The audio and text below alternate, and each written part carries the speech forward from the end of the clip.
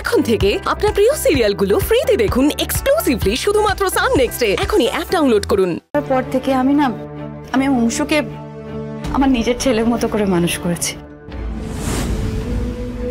আমি স্নেহে অন্ধ বলতে পারো। মানে কতবার এরকম হয়েছে জানো, যে অংশু আর শ্রেয়া ঝগড়া করেছে, হয়তো অংশুর দোষ, কিন্তু আমি শ্রেয়াকে বকেছি। আসলে আমি ভাইকে, দামিনীকে, অংশুকে, ওদেরকে এতটাই ভালোবাসি, এতটাই বিশ্বাস করি যে ওদের ছাড়া কিচ্ছু ভাবতে পারি না। আর আমার না বিশ্বাস, জানো তো, আমার ভাই আমাদের ভালোর জন্য প্রাণও দিতে পারে। অনিকেত বাবুকে উনি যেভাবে ভরসা করেন, তাতে ওনার নামে এখনই সত্যিটা বলা সম্ভব নয়। বললে সেই ধাক্কা উনি সামলাতে পারবেন না। তবে অনিকেত বাবুকে আমায় নজরে নজরে রাখতে হবে। আর কোনো চক্রান্ত করার সুযোগ দেওয়া চলবে না ওনাকে। চিন্তা নেই মামনি, এবার এই লড়াইয়ে আমরা সবাই তোমার পাশে আছি।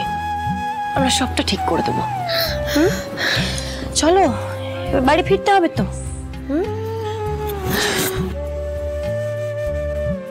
কিন্তু তুমি, আমি তো কোনোদিন ভাবিনি অদিতি যে তোমাকে আমি আবার ফিরে পাবো। অদিতি, ভেবেছিলাম এই দাতব্য চিকিৎসালয়ে সারা জীবনটা কাটিয়ে দেবো। অদিতি, বিশেষ করো এই ডালি খুব ছোটবেলায় আমাকে কথা দিয়েছিল অদিতি, যে ও তোমাকে সারা জীবন আগলে রাখবে। আমি যদি কখনো হারিয়ে যাই, ও ঠিক কোনো না কোনো দিন আমাকে খুঁজে বার করবে। সে কথাও রেখেছে অদিতি। কিন্তু কাকাই, আমি আজ তোমাদের কথা দিচ্ছি, তোমরা একসঙ্গে খুব ভালো থাকবে। শুধু একটু সময়ের অপেক্ষা। কিন্তু সোনামি, আমাদের ভালো থাকার রসদ আমাদের সন্তানই যে আমাদের কাছে নেই।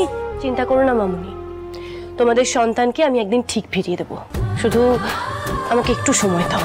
আর ডাক্তারবাবু, আপনাকে অনেক ধন্যবাদ। মানে আপনি যেভাবে পাশে ছিলেন, আপনি পাশে না থাকলে না, মানে আমি এভাবে অসম্ভবটাকে সম্ভব করতে পারতাম না। Thank you very much. আর কাকাই, তুমিও চিন্তা করো না, আমি মাঝে মধ্যেই মামুনি আর ছোটনকে নিয়ে এখানে আসবো। আজ আসি। না ডালি দিদি, আমি ও বাড়ি যাবো না, তোমরা যাও। কিন্তু কেন ছোটন, মানে কেন যাবে না তুমি? আমায় তো মায়ের জন্য নিয়ে যাওয়া হয়েছিল, কিন্তু এখন তো মা সুস্থ হয়ে গেছে। মা জানে যে আমি মায়ের কেউ না।